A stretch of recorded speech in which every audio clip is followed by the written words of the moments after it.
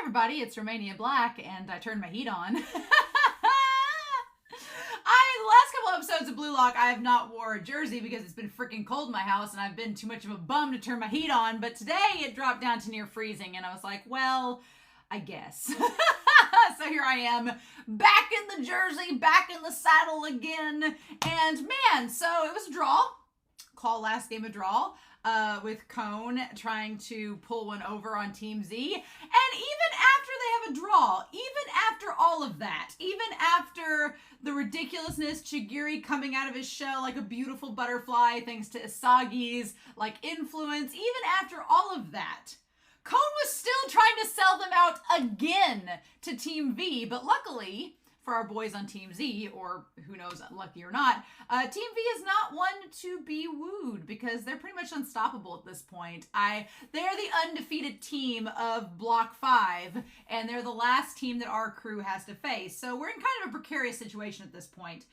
Because we have a draw, it does make things better for Team Z than losing, but it's not exactly a win. So, and they're up against a team that's beat all of the other teams. So it's like, if they could somehow beat Team V, that'd be amazing, and it would maybe secure their place in the top 2 teams. But if they don't beat Team V, then I don't know. At this point with Blue Lock, I have no idea. I'm like, at this point, it's like anything could happen. Anything could happen, and I would not be surprised. Maybe Team Z will lose, and it will just be, but at this point, Cone is the top scorer. So unless Isagi pulls it out and scores 3 goals and manages to overcome Cone, then Cone's gonna be our new protagonist. Could you imagine? So yeah, I don't know how that's gonna go. The comments that I have, I was looking back at episode 7, and it completely, as I was rewatching episode 7, it did not dawn on me. It just went over my head that the title of the episode is Rush, which not only refers to them having to rush to hurry up and get a goal, but also ties to Chigiri's weapon. I was like, oh yeah, that makes sense. And then Wim explained that a hat trick is where you score 3 goals in a game, which is fun. And then it's interesting because Cone was betraying Isagi while relying... It's basically talking about Isagi versus Cone. And Wim was talking about how Cone was betraying because Cone was trying to rely and using desperation just to use treacherous means to go against his team to benefit just himself. Whereas Isagi was relying on himself and his team to score. And I think Isagi is being what Ego is wanting Blue Lock to reveal, that you need to rely upon yourself. You don't need to rely upon your teammates. You need to be able to rely upon yourself to be a dominant leader of the group. But you also have to be able to trust in your team that you're going to be able to give them the ball if needed, and they're going to be able to follow through. Whereas Cone was doing the exact opposite of that. So I thought that was really interesting. I find that fascinating. I'm curious to see what Ego is going to say about old Cone, but we're not there yet. And we've met some very interesting players. We've met Nagi and Reo, who I love a lot, and then Zentetsu, who is fun as well. So I'm really excited about that. I'm excited to see what these characters, what they do as antagonists for the other team, what kind of challenges they will pose, what kind of players they are compared to the people we saw in the mess hall. So that'll be rather interesting. But, in sports anime, you face a lot of antagonists and a lot of opposing teams. And oftentimes those opposing teams can be filled with really colorful, fun characters that are exciting and intriguing. And you know what other series has a bunch of really cool antagonistic characters? Well, take a look. Hey everybody, it's Romania Black, and sports anime are often known for having rival teams that are full of fun and colorful characters that can give our protagonists a run for their money. And you know what series does an amazing job of this? Ace of the Diamond. Yes, in this series, just like in Blue Lock, antagonistic teams have characters that are fun, that have interesting backstories, that are kind of diva-ish and have light blonde hair and are great foils for our protagonists, just like in Blue Lock and in Ace of the Diamond and any other series. But Ace of the Diamond does this especially well. So if you get done watching this episode of Blue Lock and you want another light blonde haired antagonist to go watch, I suggest Ace of the Diamond. Now, back to the reaction. That was a much more smooth transition this week. I got it in! Yeah! So to get one over. Huzzah! In under 5 minutes. That's the best opening yet. So I'm going to tell my dogs to go lay down and be nice, barking up a storm. And we're going to find out what's going to happen in this episode. I'm pretty darn excited. So we're not going to mess around and wait anymore. We're going to dive right in and see what we get. We're going to start episode 8. It's the rule of 8 usually is for only like 13 episode series, but 8's my lucky number, so maybe the 8th episode will be fun either way. We'll see. But we're going to dive into episode 8 and see what we get. And we're going to do that here in 3, 2, 1, and let's go.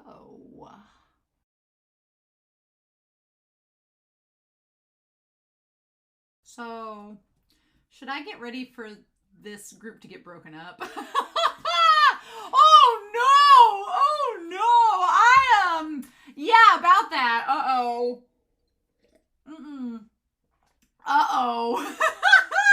I was waiting for it. I was like watching this episode as the end credits were rolling while the episode was still going. I was like, oh, okay, no. This team is going to show up. They're going to score a goal in like 2 seconds and show how tough they are. And then it's going to be like, why in this series does the characters of Blue Lock, why do they jinx themselves? They're like, well, we're going to win. We can do it. I'm like, shut up. Stop saying these things. Why are you doing this? It truly is like a horror series. You're just like, no, the tropes. I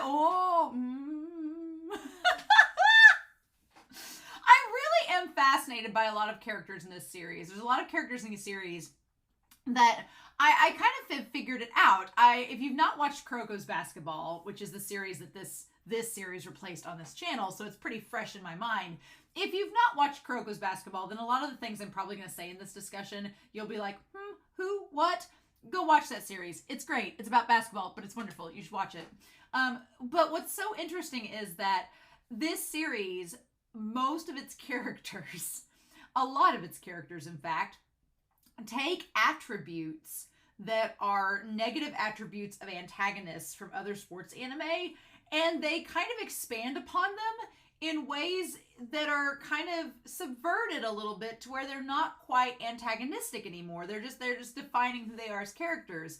And in other series where I've seen characters with these qualities, it's been played up very negatively and just kind of like you shouldn't like them. But here it's their strength, and it's kind of made in a way where you sort of root for them, and you're like, this is such a weird twist. And I guess it's just the whole Blue Lock formula in general that does that. But I'm like, how about that? Because both Reo and Nagi, who, look, when we first got introduced to Nagi, I was like, oh, well, I'm probably going to end up shipping him and Isagi.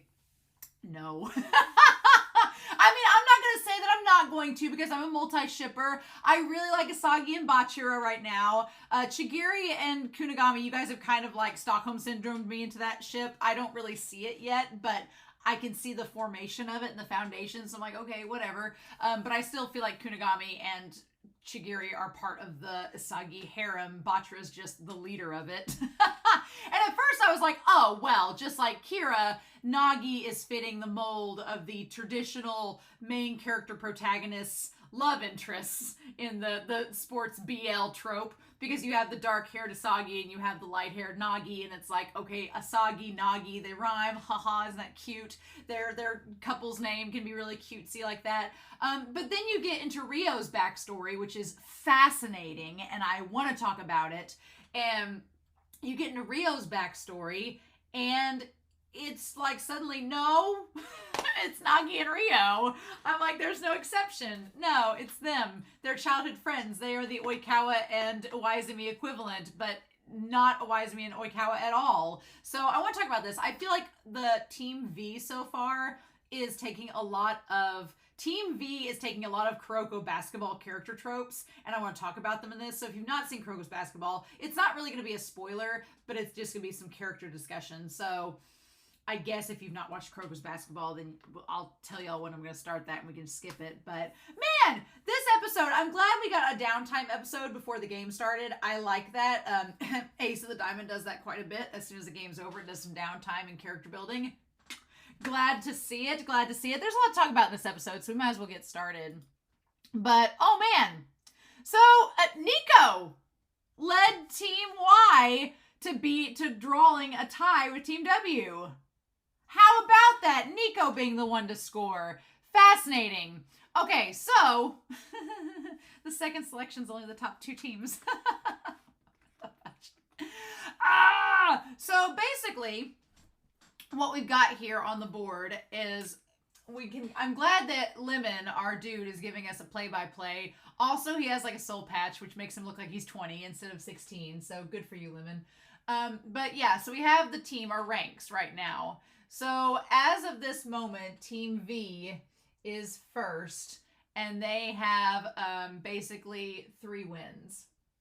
So they've got the most so far. Then in second place is Team W at the moment, and they have 1 win and 2 draws, and then 1 loss.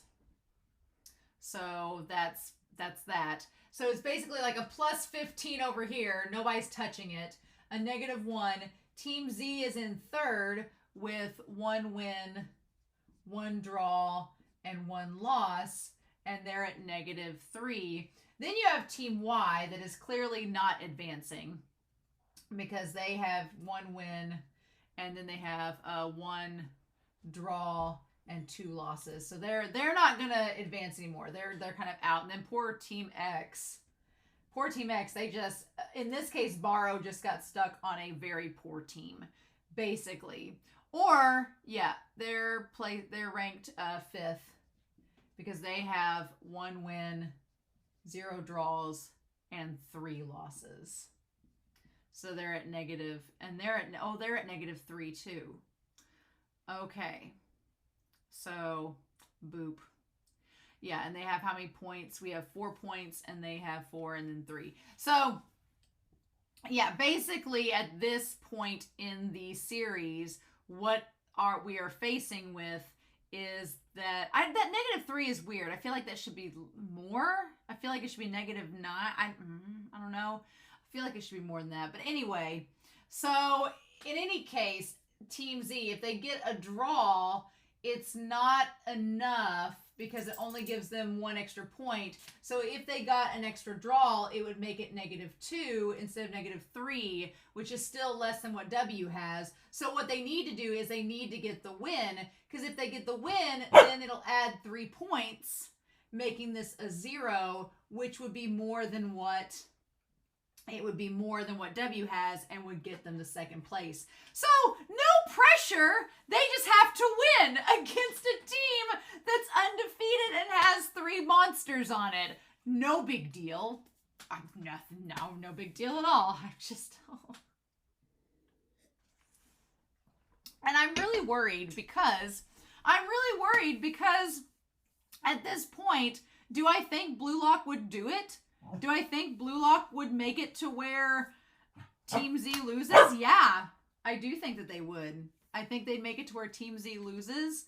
And then here's what I think could happen. Either they're going to like somehow, some way, if somebody on Team V gets an injury or something, maybe I could see that they either somehow win by the skin of their teeth, or I feel like Isagi scores enough points, because he's got 1 goal so far. So if he scores, but he has to score 3 to outdo Cone, right? So I don't know how Isagi could score 3 goals, but I could see either they're going to win, or he's going to score enough goals to be the top scorer, and they're going to lose, and Isagi's going to advance. But that's going to suck, because then we're on episode 8 now. We think how long do we think this game's going to be? 9, 10, 11, possibly 2 to 3 episodes at the most. If you're telling me that I am going this entire series and I only get to have Bachira, Chigiri, and Kunigami with me for 11 to 12 episodes, and that's it of this series, and then I have to say goodbye to them, that's gonna suck! That's like the sports anime equivalent of death. That would be like, no, Huckleberry, I don't want to throw the ball! That would be like the equivalent of a series where all these main characters just suddenly die, and you're like, wait, what happened? It'd be like the Red Wedding of sports anime. What? And I'm not ready for that because I genuinely like Chigiri and Bachira and Kunigami. I like their characters a lot and I want them to stick around. So the prospect that they might be leaving after this arc or core is terrifying to me. Why? Why? So I don't know. That's just terrifying to me. So yeah, the stakes are real in this game. And I appreciate Blue Lock for creating these stakes and making you as the audience be like, oh shit, no, they have to win. So, and they're up against the strongest team now. So there's no going back. It's like, it's now or never. Oh my God. And Ego seems like he's pretty much playing by the rules. Although I am so glad Ego comes out and is just like, Cone, you're a piece of shit. Like, I'm so glad that Ego had this moment, right? So like, we only have to face, like, I like that Bachira is like a little bee. He's like hovering and buzzing around Isagi. It's super, super cute. And then of course, Cone is the reason why this has happened. And it's like, oof. I like that the team is like, I was wondering how the team was going to deal with Cone. Like what do we do about him? What do we do about Cone? And man, I like the idea that Isagi, one thing I like about Isagi is that you see Nico who got fired up by the draw, even though he probably knew that there was no way they were going to be in the top 2 teams anyway. It was that competitive spirit. I really, really like that. And the thing about it is, I like that Isagi gets, kind of, he's happy about it. He's like, yeah, he's like, Nico, instead of giving up and falling into despair, Nico ended up like taking that opportunity to better himself. Now, it said he scored the goal. So the question is going to be, is it Osaka or Nico that's going to be the top scorer to advance from his team? It'd be kind of cool if it was Nico. I would like to see Nico again, especially with him and Isagi going against each other. That'd be fun. And the idea that Isagi motivated him. And then I like that Isagi makes this comment saying, for some, losing makes them stronger.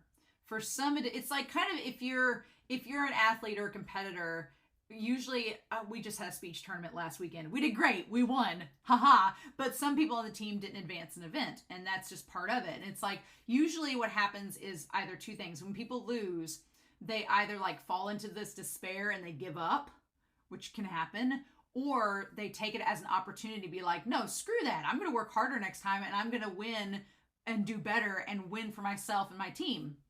And that's what Nico's done. So I think that's really cool. I like that. And I like that Isagi is happy. Like, one thing I really like about Isagi's character is that he's very excited by the prospect of there being stronger people around him. Usually in sports anime, and even Ace of the Diamond can be guilty of this. When a character is around a lot of stronger characters, sometimes they kind of shut down and they kind of fall into this little pit and they're like, oh, what do I do? Everybody around me is so strong. How am I going to compete with them? And then others, like Kagami in Kuroko's Basketball, he sees stronger characters and he wants to match it. He's like, oh no, they're going to make me motivated. I want to get as strong as they are and face them. And that's kind of how Isagi is, which I appreciate. I like that about his character. I like that he's excited for Nico. And so then we meet the top 3 scorers that have scored 18 goals in 3 games. No big deal. Nothing. Just, 5, 6, and 7 goals. Like, that's insane to me. Right? Nagi and Reo and Zentetsu. And I like that we have this ragtag group of kids that are like, if we can't stop these insane monsters, we're not going to advance. No big deal. No big deal. That's crazy to me, right? We're going to talk about Nagi here in a second. And I like the idea of Isagi and Nagi being rivals because their personalities are so very different. Right? Their personalities are so different. And I guess we should talk about that at this point, about our main characters here. So Isagi, going with him, the idea behind him of being like just an average Joe, which is literally what he is. He's just an average player, average guy. But he is going to the Blue Lock model and going headfirst into it and doing what his coach Ego's telling him to do. And he's trying to learn and develop.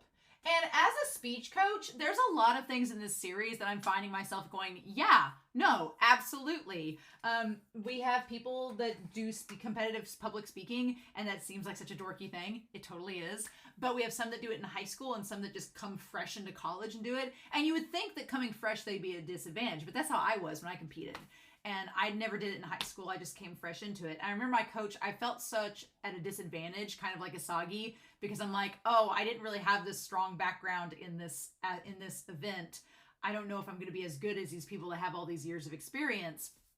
And my coach told me, he was like, it's actually sometimes better to come from a blank slate, because you can sometimes develop bad habits in high school that are hard to break once you're older. So if you come in with a blank slate, oftentimes it's better because you're more moldable and you learn things the proper way the first time, and that's better for you. And I feel like Isagi's kind of like that. Even though he did play in high school, he wasn't like super committed to a certain style. He didn't know about his weapon. He wasn't super like bound in these bad habits. So he's coming into the Blue Lock model, kind of learning from Ego, picking up everything he did. And that's another thing. As coaches, we tell the students, we're like, sometimes we're going to ask you to do things that are going to make you feel uncomfortable and make you go like, why do I have to practice so much? And why do I have to do this? We're doing it because we know that's the strategy to win. And we want you to win and taste victory, as Ego would say. So we want you to be successful. And I feel like Ego, I feel myself like Ego a little bit when I tell my students to do something and they're like, well, that seems, kind of weird. And I'm like, no, just practice it this way, do it that way. That's what you got to do. I feel like Ego being like, if you follow the Blue Lock model, you're going to be successful. It's like, and I think Isagi is a good, no wonder Ego likes him so much. He's like a poster boy for Blue Lock. He's like, I want to be the one who's been influenced by the model. And Ego's like, yes. So speaking of which, I'm going back, getting through this OP, and going up here and getting back to the episode itself, right? The formula for goals. I like that that's mainly what this is about, and we get to see Nagi. I swear, every antagonistic team in this series has a gray-haired mofo on their team. There's some guy in the locker room in this scene where we meet Nagi, and this one gray-haired guy, I'm like, why does every antagonist team have a gray-haired person? Is this just like a trope? Is this a joke? What is this? So we have Nagi. Let's talk about Nagi. What I like about Nagi is he's a combination of all of these characters that are so fascinating to me. Like, he kind of has this, he's kind of like Nikaido from Tsurune in that he seems very nonchalant. From Kuroko's Basketball, if you've not watched these series, they will mean nothing to you. But he's like Murasaki Bara in that he's just like, I don't really know what to do. I don't really want to do anything. I'm not really motivated. I'm just good at this, so that's why I'm playing. Because someone's talked me into doing it, I guess. That's very Murasaki Bara from Kuroko's Basketball. To a T, right? But then he's also kind of like Akashi in that he is insanely talented and just doesn't even try. And he's like, oh, so this is what winning's like? It just seems pretty natural, right? I think the reason that I like Nagi so much, because in Kuroko's Basketball, I'm not an Akashi fan at all. I think why I like Nagi is because Nagi he's not really arrogant when he talks down to people. He's not really talking down to him. He's just like, I don't know what losing's like. I don't know. Can I go play my game now? Are we done? But he never says it he's not trying to be condescending. He's not trying to put on a front. I think, some characters in sports anime that come off condescending or arrogant, they're putting on a front and masking insecurities that they have, or masking their own sad backstory. Nagi doesn't seem to have that. Nagi just seems to be an insanely talented prodigy that just really could care less, right? So he's a prodigy, so very different than Isagi, and he's just very nonchalant and doesn't care. He's the complete opposite of Isagi. Isagi cares so damn much, and Isagi, this is it's going to be basically the idea of effort versus prodigy and natural talent. Nagi has so much natural talent, it's insane. And we've seen that just in the 5 seconds we've seen him playing, but he doesn't care. I wouldn't say he's dispassionate about the sport, because he's obviously playing it and he's here, but he's just kind of I'm not really challenged. So he kind of also feels a little bit like Almine from Kuroko's Basketball. He's like if Almine, Akashi, and Murasaki Bara had a baby, and that is absolutely freaking terrifying to me. but I like it. So I'm like, yes, please. So, and I feel like Isagi is kind of like Kagami from Croco's Basketball a little bit. So, which is kind of like the opponent of these. So it's funny how that works out. But yeah, I like Nagi's character. He can be frustrating because you're like, you don't even try. But again, the team I coach, there are people like that. There are some people that put in so much hard work and effort, and it does pay off for them. But then it's very frustrating for them when they see somebody that just naturally can just walk up, give a speech, memorize like that, don't even have to try, and they're just naturally talented, right? It's very frustrating. But it's like some people are just like that. The world isn't cruel. What I'm interested in is, it seems like Nagi is someone honestly, Nagi and Isagi would be an amazing pair, I think.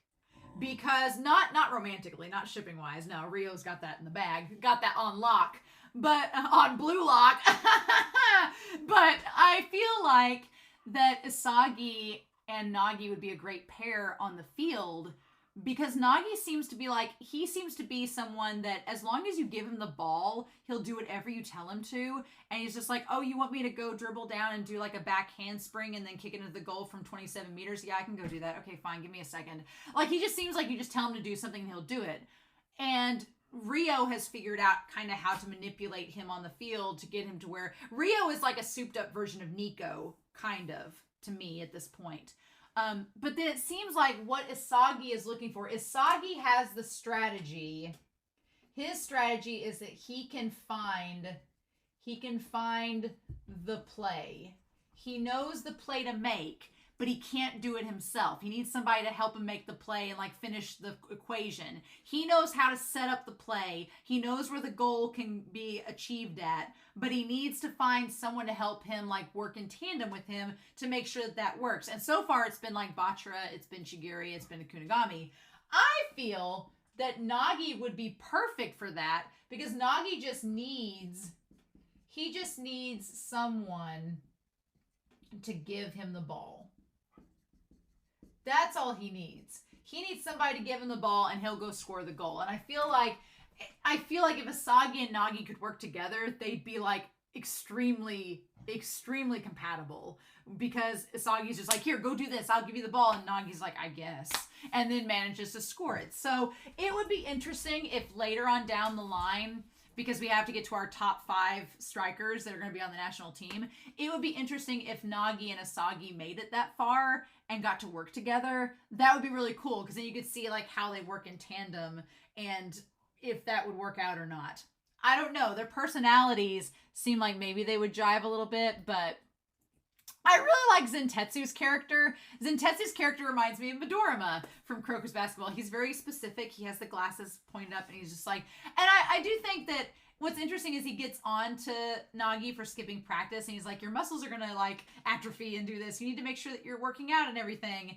But then he asks, he's like, did I say that right? Like he's not entirely sure of himself, but he's correct. So it's kind of funny how that works out.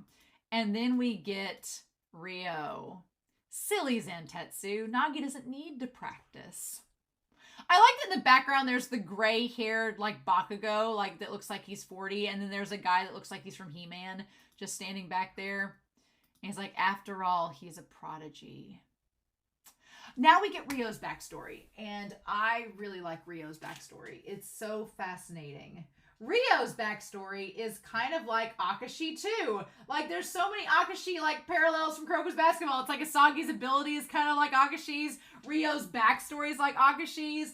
Nagi's skill is like Akashi's. It's just like, it's like Akashi from Croco's Basketball. The creator just took them and went like, I'm going to give each part of Akashi's character to these other characters and make them good characters. And it's like, I'm not opposed to this. So Reo grew up being the son of this wealthy businessman. What I do like is that Reo looks like a perfect mixture of his parents. Fun. It's like the Mikage Corporation. Total assets are $705 billion. Like, suck it, Trump. Like, here's Mikage, and they're like, and I like that he does, like, the dad does the Mufasa thing. He's like, look, son, everywhere the light touches is your kingdom. Oh, honey, don't give him a complex. And that's kind of what I like about Rio's character. Rio's character, he kind of comes across as like if Akashi and Kisei from Kroger's Basketball were a mixture, right? Because, and then in terms of like their personality, not their shipping. I'm going to talk about their shipping in a little bit with Nagi. But like, because Reo, being a character that has literally had the most silver spoons in his mouth, you would think that he would be really spoiled and really arrogant, but he's not. He's kind of bored, like Kisei in Kroger's Basketball. Kisei in Kroger's Basketball is constantly bored. He's like, I'm talented, but I don't have anything that excites me. And then in Akashi's case, Akashi's from a very wealthy family. So you have Reo, who's from this wealthy family, but he's bored because, he's smart. He's top of his class. He's the classic case of the kid that's so talented and smart that he has to constantly be stimulated. And his parents give him anything to try to stimulate him, but he's just like, none of this is working. I want something that's my own. I want something that only I can get and nobody can give it to me. And I like that mentality. I like that Rio's like, I want something that I have to attain by my own skill, by myself, that nobody can just hand to me. And that's how he discovers soccer. And he's like, oh, cool, I want this. And the crazy thing is, you see him being so popular at school and he's just like, whatever. And then you see his dad being like, no. And it's not because of anything malicious. It's not like the parents are like anything malicious. It's just that his dad's like, you're in high school. Like most kids that train to become pro do so when they're like 4 or 5 and train for years. You can't just jump in now. And then he's like, the odds of you going pro are crazy low. Instead, like, why don't you just focus on being like taking over the family business and doing something you're guaranteed. Do something safe, right? And be complacent with it. And it's not like his parents are evil or anything. His dad's not like insulting him or anything or like forbidding him. He's just like, it's not going to work. His dad gives him this kind of realistic answer, but Rio's like, no, you told me I could have anything I wanted, and this is the one thing I'm passionate about, so I'm going to go after it. And then when you find out that his team sucks at his high school, then you're kind of like, well, that's probably why the dad was like, son, your team sucks. You can't just win nationals and get noticed by a pro scout on a team that's not going to make it there. So, And that's when Reo discovers Nagi. I do love when Reo gets like super serious and like looks like a damn JoJo's character with the shade over his eyes. He's like, this is the one thing I want. So Reo definitely has like a vicious side to him. It's just not coming out as often. I feel like it's going to come out in this game. Now, does Nagi have a vicious side to him? Kind of like Kira did in episode 1? I would kind of like it if Nagi didn't. I would kind of like it if Nagi never got upset or never got worked up or was just like, whatever. It would also be funny if Isagi brought out that quality in him. That would be kind of fun. I kind of would like that. Be like, all right, cool, nice. I would kind of be a support of that, but I just love that Reo finds Nagi and instantly like falls head over heels for him. And he's like, you're amazing. He's like, don't you want to play with me? And he's like, and I love that Nagi's like, wait, are you rich? Can I have some money? I love it. And he's like, I don't want to play soccer. I've never played sports. He's just naturally talented. I just want to chill and do nothing the rest of my life. Well, Nagi, have I got the plan for you. You just need to get hooked up with Reo because his family has billions of dollars. If you marry him, you'll never have to do anything because his family's loaded. I think that's why I love their ship so much, because Nagi just wants to do nothing and chill all day, and Reo has the contingency plan that he needs to accomplish this in life, and they complete each other, right? Nagi just wants to chill and do nothing and be a bum, and Reo just wants to play soccer and achieve his dream, and he can do that through Nagi, so it's like they complete each other's goals. They are compatible. Give me this ship. I was like, at first, at the beginning of the episode, I was like, well, maybe Isagi and Nagi. Nah. Bye. Boot. I'm setting sail on the Nagi Reo ship forever. And I can multi-ship, so if you tell me later that Nagi joins the harem of Isagi, fine. But at the end of the day, when all is said and done, I want Nagi and Reo to end up together because they have a future, and the future is already laid out for them. Freaking love it. And Reo comes up and he goes, I like you! And Nagi's like, okay. Like, oh my god, the additional time, we'll talk about it, but like, Reo is like instantly like, we could go pro, you could help me. He's like, you're one of the chosen ones. He's like, I like you. And Nagi's like, okay. He's like, I found Soccer and Nagi. Oh my God. Freaking love it. I love that we have this beautiful, heartfelt, elaborate backstory drawn between Nagi and Reo. And then we cut to Bachira going, what's up? Like within 5 seconds. And I'm like, oh my God. Team V has these beautiful backstories interwoven into this tapestry of narrative. And then we have a bunch of freaking weirdos on Team Z. Love it. Love it. I definitely like Bachira and Isagi together. I think that their energy matches one another. It's really good. I like it a lot. I want them to stay together, so I want them to win this damn game. But I don't know how the fudge they're going to do that. Like, what? Like, these guys are just a bunch of morons, and I love it. So Lemon's like, we have to focus, you assholes. And then, of course, you know what? I can't believe I'm saying this. We're 8 episodes in, and so y'all can call me filthy hypocrite. Don't care. I'm coming around to Raichi. I'm coming around to him. He's a baka and he yells a lot, and it can be kind of annoying sometimes. But I do understand where Raichi's coming from in his anger at Cone, and I support it because Cone is a piece of shit. And so I support where Raichi's coming from. Good on him. Like that. And then speaking of which, I love that Cone's like, well, I'm just not going to do... Cone is being such a bitch. He's like, I'm not going to do anything because then as long as we win, I'm the top ranked person on the team right now and I have 3 goals. So I'm going to be the top scorer and advance on to the second selection. So, Then Ego shows up. I like that Kunigami is like, well, what happens if I get the more goals than you and then manage to beat you? And he's like, I'm going to do it. I'm serious. I'll crush you fair and square. I love Kunigami, how serious he is. It's great. And Kone's like, knock yourself out. And so then we get a little bit about Kone's backstory. And look, I'm not saying it excuses Kone's actions because it doesn't. But it does. We do get an understanding of why Kone is the way that he is. He's grown up with a team that was never serious about soccer, and they left him to his own devices all the time. And so Cone is used to being a loner and doing things on his own. So when it comes to teamwork, of course Cone would be jaded. Of course Cone would believe that there's no such thing as teamwork makes the dream work because he's never been around a successful team or one that was cohesive. So he's like, yeah, these are all my thoughts about teamwork, but I don't trust any of them. So I'm not going to trust any of them moving forward. So even though what he does is absolutely horrible and I hate it, I get why he did it. It doesn't make it good or right, but I understand now him being this lone wolf character and why he did what he did. I'm glad the show takes the time to set that up. And so then I like that Bachira asked the question like, okay, well, if our scores are tied on goals, who advances? And then I love that Ego shows up like, hey guys, I've not been like staring at your conversations and eavesdropping for the last 6 days. How's it going?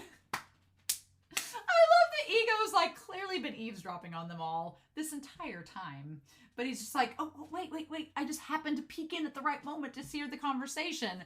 I'm like, come on, Ego. What the fudge we doing? But I like that. I like that Ego is like, well, actually, I can solve that. And that is the case of whoever has the least yellow flags is who is going to end up advancing. Whoever has the least yellow flags will be the one to go on. And then if they're tied in terms of that, then it's whoever is the higher ranked character. The one who has a higher rank will advance. Oh, he's like, hi, it's been a while. Ego Jinpachi here, as if you've not forgot the person that's trapped you in this facility. Yeah, if the team loses and your goals and fair play tally are the same, then the top ranked player will survive. And so we go on up the list there. And right now it's Cone, unfortunately. Cone and then Shigiri and then Isagi. So, and then Kunigami and Gin. And Bachira's down there too. It just makes you realize that if they don't win, all these players are going to leave, and it sucks. And so I like that Cone is like, fine, see, I'm at the top. And I like that Ego says, well, technically he didn't break the rules because this is just the first selection and scoring is the only thing assessed. Now, him saying that in this first selection, scoring is the only thing assessed. That means the second selection is going to do something completely different, right? It's like, first, we're going to weed out the players that can't score. We are going to weed out the strikers that are unable to score goals and thus will be of no use to their team. We're going to weed them out first. Get them out of here right off the bat. But then from there, we're going to take the players that can score goals that clearly will be able to do something, and we're going to tailor them more from there. So that's exciting. It's going to get more and more layered as we go, right? It's going to build. This is just step one, right? Oh my God. What he did isn't against the rules. But let me say this, Kon Wataru. As a striker, you are the lowest of the lowest of the low. Basically, you're all crap. And I like that they're like, oh, tell it to us, Ego. You feel you survived a life and death situation, but it was pure luck. Your play had no value whatsoever. And then we see Gin and we see Chigiri like do these other plays where he's like, those plays had value because they were repeatable, because they had possibility to be repeated. I like these, like, you just did that because you manipulated a team into letting you score those goals. But could you score those goals on your own? Probably not. So that means that you don't have any value as a player, and you garbage. You have zero reproducibility. And I love that we see like this like thing with his hair pulled back like Ego. They animate Ego really well in this episode. And so then we have like the idea of formulating the formula for creating a goal and figuring out your strategy. How are you going to create a goal? How are you going to replicate it? What is going to be your strategy? And I'm going to go on a limb and say that Isagi probably reminds Ego of himself a little bit. I still think Ego's had an injury and that's why he couldn't play anymore. But I could be wrong. We'll have to see, right? But in any case, I love he's like, you can only evolve once you've nailed reproducibility. And I love that you see like the glowing eyes, like Isagi's eyes glowing are blue. And then we have Bachira's that are yellow. We have Chigiri's that are like pink. I'm assuming Kunigami's is going to be orange if we get to that point. I feel like that's in their like evolved state. And then we see Ego thrust the hand over it. In a match, only irregularities happen. So then we have all the different colors. We have Raichi is yellow, Kon is red, Higashi is orange, Gin is silver, Kunigami is orange, Lemon is like an olive green. And then I like that we have the colors there. Yeah, you have to crank out one goal after another using a formula. You have to win the game because you're meant to. Can't be a fluke, basically. And I like Raichi's face where he's like, do something stupid again and I'll kill you for real. I do like the look on Raichi's face when he says that. Again, his character is slowly growing on me. You just got to give it time. And so Isagi's like, well, what do we do? And I like that both Chigiri and Bachira are looking over at Isagi like, okay, so what now? Did not expect to see King Baro over, did not expect to see King Baro over there, but he's the top scorer of Building 5. He has 10 goals, King Baro does, which is more than Nagi. So make note of that. Baro is the top scorer of the building. Definitely advancing on to the second selection for sure. Look, here's my problem. Baro's like 16 and I'm in my 30s. I can't. I can't fangirl over him. I can't thirst trap over Baro. The problem is his voice actor is Sawabe, who is like literally in his 40s. I can thirst trap over that voice, damn it, but not the body of a 16-year-old King Baro of the Bayou. I just can't do it. It makes me feel weird. It makes me feel like I need to file Title IX problems. Like, I just can't do it, so... But he looks aesthetically very pleasing. If you are underage and you want to, if you're in your 20s and you want to lust after Baro, sure, go for it. They don't do anything by helping us make him look freaking buff. He's like the most buff 16-year-old you've ever seen in your life. So yeah, so Baro is insanely strong. And what I like about this is that we established that Isagi is not going to be Baro by himself. That's not going to happen. No. And I feel like Baro does look down on Isagi because Isagi's not strong enough to beat him on his own. I feel like Baro would look down on Nagi and Reo too because they're a tag team, it seems. rather than just an individual scorer. So I feel like Baro is kind of like, again, like Almine from Crocos, in that he's insanely strong, which is funny because the voice actor for Almine and Crocos is the same voice actor for Baro. So he's a little bit typecast in sports anime, if you ask me. But I do like the concept that for Isagi, and what I like about it too is Isagi doesn't necessarily want to beat Baro by himself. That's not what Isagi's trying to do. Isagi is trying to figure out what is Baro's formula. And then if I can figure out what Baro's formula is, that means I can figure out the formula for any other player. And that means I can try to develop my own. And for Isagi, he's still trying to put the pieces together to figure out what he needs to do. And I like that he thinks Baro, and Baro's like, donkey, no. I'm like, when did this become Shrek? Why is he calling him donkey? I was like, such a weird thing. I guess he's like, instead of saying jackass, he's just saying donkey. I'm like, is that what they're saying? I guess is the translation literally donkey instead of jackass? I feel like it could be something else. But I like that. I like that Isagi is not meant to take on Baro by himself. Isagi's going to be doing something with someone else to do that. Right? I think so. But I like that. Because a lot of times in sports anime, they pick characters with similar, like, again, I'm going to use Kuroko's basketball as an example. You have Kagami and Almine, who are characters with very similar skill sets that face against each other as rivals.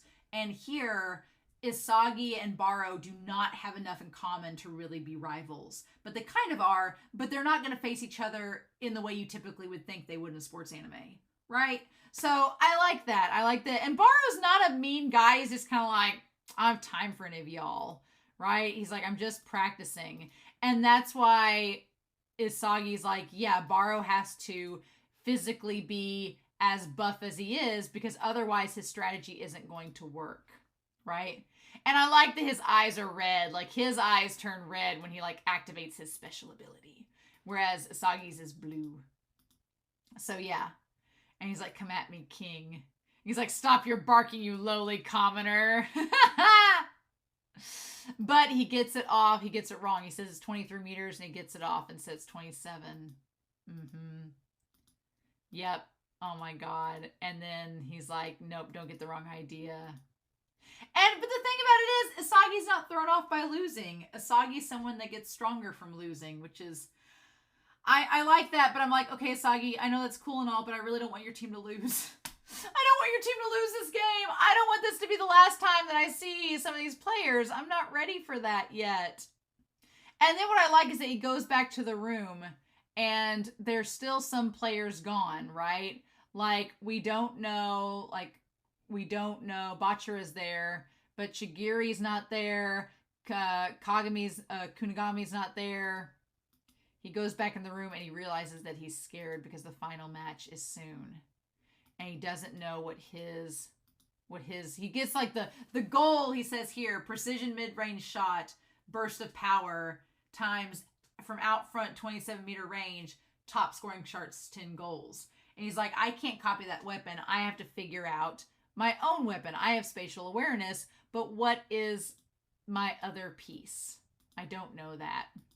And I really like the animation that is used to animate them all in the dark. Like, it's a little bit different, but it looks really good. It kind of reminds me of Devilman Crybaby just a little bit, which, again, a very scary series. But he realizes that they're up against somebody super, super talented, and there's a very good chance that they're not going to win. And this could be the last time they play together. And I like that in a what's his face? The monk. He's like, I don't want to go work in the temple. And he's like, I'm shaking because I'm scared. And we see Gin and Raichi. We see Lemon. We see Becky with the good hair. We see Naruhaya. We fight because we're scared. Bachira's asleep. Bachira's not even caring. I love Bachira's like, nope, out. But Bachira is like the perfect equivalent. He's like a little bumblebee. He's a social butterfly. He just flies in the wind. I like the Kunigami is going off stress by just being buff and like practicing on the field. You have Almine and Kagami in Kuroko's basketball. Could Kunigami and Baro be like a pair again? Those voice actors, I really want that to be there. They're the two buff guys on the team, right? But Where was Chigiri? Chigiri was over in the corner stretching his leg. He's like, we're not done yet. And then we cut to like right before the game, and they're going to put Kon on hold, like put him off on the sidelines. So they have the plan to put Bachira in the middle with Isagi, have Gin and Kunigami and Chigiri up front. Poor Lemon is being goalie. And so they're trying to defend the best that they can. And they're all getting ready. And they're like, we're going to win. I'm like, quit doing this. And then Bachira says, if we lose, we can't see each other play soccer anymore. So I'm going to give it my all. I don't want to see Bachira and Chigiri and them go. I'm not ready for that. No way, man. Nope. Not ready. But we're up against this amazing team, right? And we have Reo. I like Rio's tiny little hair, like his little ponytail. It's super cute. I don't know how he keeps that thing from not coming out. When I have a tiny ponytail, it would come out all the time.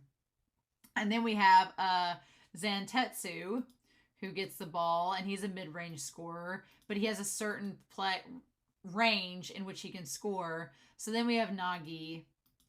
And then, yeah, they get the ball away, but Nagi doesn't seem too concerned. He's just like, oh, whatever. What's interesting is that Reo seems like, oh, well, this is exciting. Let's try that. And Nagi's like, that sounds like a lot of work, but okay, whatever. What it hits me as is that, here's the thing. Reo, in personality, is like Akashi and Kisei from Kuroko's Basketball if they had a baby. But in terms of the ship between him and Nagi, with Nagi and Reo, Nagi is his own entity. Reo reminds me a lot of not only Takao, when Takao works with Midorima in Kuroko's Basketball, it reminds me a lot of that, but also reminds me of Itsuki from Ace of the Diamond. And Nagi kind of has a Mei. Nagi is like Mei without the diva. Right now, anyway. Right now, Nagi doesn't seem that motivated. And he doesn't seem like he has any diva-ness to him. I think it's deep down inside. And I think Isagi's going to bring it out of him. But he reminds me kind of like Mei. Mei in Ace of the Diamond is like the ace pitcher from this one team. He's amazing. He's just like, he knows he's good. And he doesn't really have to try. Right? And then Itsuki is the catcher who is all about Mei. He's like worshiping the ground he walks on, and he works really hard, and he makes sure that everything is really good for him. All this, he's like, I'll make sure, Mei, that you have everything ready for you. Reo reminds me of that. Their dynamic, Reo and Nagi's, reminds me of Itsuki and Mei's dynamic a wee bit. And they have like the whole power of love theme. Not even joking. Ace of the Diamond is basically a BL. TJ is just not letting us know this. He's just not saying it out loud. But that's the dynamic that they have for this. And again, Reo just gives the ball to Nagi and says, do this. Nagi does it. So again, I think that him and Isagi would make a really good team if they ever got to play with one another. And who knows? If they lose this game and Isagi's the only one to advance, maybe that'll happen. But I don't want him to be the only one that advances. And he fires that shot from like way down there. Now, he does this really crazy thing where his eyes get, like, really, like, crazy for a second.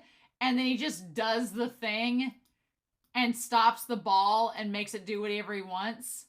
And he can control it. Like, he controls the game that he plays. Makes sense, right? So, and then what exactly is this creature? What indeed? They are monsters. And I was like, come on, Lemon, stop that ball. But nope. And he's like, that was easy. I love Bachira and Isagi being like, oh, that was easy, huh? Oh, shit. Like, they get all fired up, right? Now, we've not seen Nagi's eyes do the weird glowy thing. Not really. So that's interesting. But yeah, so Reo is like just teaching. Reo is like, I get Nikaido and Fua vibes from Tsurune looking at them because Fua has like purple in his hair and Nikaido kind of has this chill personality. So they remind me a lot of that dynamic too as a ship. But yeah, he's like, oh, which cleats do you want to use? Whenever Rio's picking out his shoes and everything, that's a very Itsuki thing to do from Ace of the Diamond. He's like, which shoes do you want to use? He's like, oh, well, which cleats do you use? He's like, let me give you a massage. Training sessions are so tiring. He's like, I'll give you a piggyback ride, which Itsuki does in Ace of the Diamond. And he's like, let me give you a massage. Your muscles are sore. And Nagi's like, okay. I'm like, they're just like such a pair. He's like, soccer's so troublesome. He says soccer's so troublesome, but Rio's doing everything for him. I'm like, what? And then at the very end, when Rio is riding the bike and Nagi's not even doing anything on the tandem bicycle, that reminded me of Takao Midorima as well. So, look, if you ship Nagi and Isagi, I can understand it. I see you. I feel you. But the Reo and Nagi chemistry right now is my jam, and I'm all here for it. And plus they have a future. All Nagi has to do is just ride that train of Rio's, ride the Rio Expressway, and he's got it made. I'm telling you. But yeah. So do I think that our boys are screwed next week? If it's a traditional sports anime, then the things always are the darkest before the dawn. And so, do I think next episode is going to suck? Yes, I do. Am I going to watch it? Yes, I am. So, no spoilers, please. But I'm curious to know your thoughts down below. I really liked this episode. It was really good. I'm really excited to see what's going to happen next week. But we'll just have to stick around and see. So, in the meantime, I hope you all have a wonderful week. Please stay safe, take care, and yeah, I'll be back next week with episode 9 of Blue Lock. Bye!